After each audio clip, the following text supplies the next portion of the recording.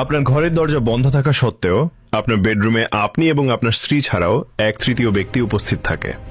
এটি কোনো বিভ্রম বা মনের ভুল নয়, বরং সে এক লুকিয়ে থাকা শত্রু, যে আপনার সাথে ঘরে প্রবেশ করে, আপনার সাথে খাবার টেবিলে বসে এবং আপনাদের পরিবারের সদস্যদের মধ্যে তিক্ততা ও ঝগড়া সৃষ্টি করে, যাকে আমরা শুধু মুড অফ বা রাগ মনে করি।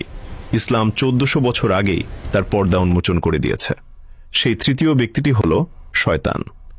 ইবলিসের বংশধরদের মধ্যে এক বিশেষ শয়তান আছে, যার নাম মুফাসসিরগণ দাসিম বলেছেন। এর অস্তিত্ব কেবল কাল্পনিক নয়। সহিহ মুসলিমের হাদিস নম্বর 18-তে আমাদের প্রিয় নবী হযরত মুহাম্মদ সাল্লাল্লাহু আলাইহি ওয়াসাল্লাম ইরশাদ করেন, যখন কোনো ব্যক্তি ঘরে প্রবেশ করে এবং আল্লাহর নাম বিসমিল্লাহ বা সালাম নেয় না, তখন শয়তান তার সঙ্গীদের বলে, তোমাদের আজ রাত কাটানোর জায়গা মিলে গেল। আর যদি খাবার সময়ও বিসমিল্লাহ না বলে, তবে শয়তান বলে, তোমাদের থাকা এবং খাওয়া দুটোরই ব্যবস্থা হয়ে গেল।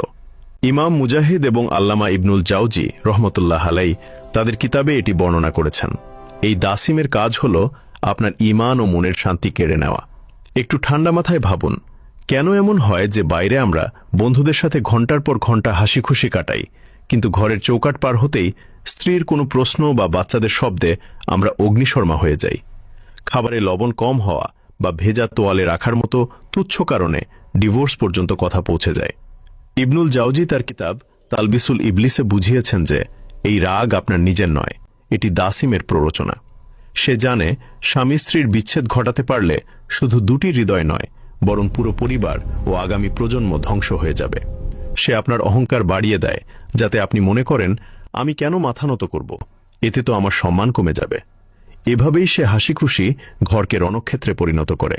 এই শত্রুকে ঘর থেকে বের করে দেওয়ার খুব সহজ উপায় হল ঘরে প্রবেশের সময় বিসমিল্লাহ বলা এবং সালাম দেওয়া। হাদিসে এসেছে, আল্লাহ নাম শুনলেই দাসিম নিরাশ হয়ে চিৎকার করে বলে, এখানে আমার থাকার জায়গা নেই, খাবারও নেই, এবং সেখান থেকে পালিয়ে যায়। দ্বিতীয়ত, যখনই রাগ আসবে, সাথে সাথে বুঝবেন এটি সেই তৃতীয় শক্তির কারসাজি। তাই ঝগড়া না করে চুপ হয়ে যান অথবা আউযুবিল্লাহ পড়ুন। আজ থেকেই আপনার ঘরকে শয়তানের মেহমানখানা বানানো বন্ধ করুন। আল্লাহ আমাদের সবার ঘর রক্ষা করুন। কমেন্টে সবাই আমিন লিখুন এবং এই ভিডিওটি শেয়ার করুন।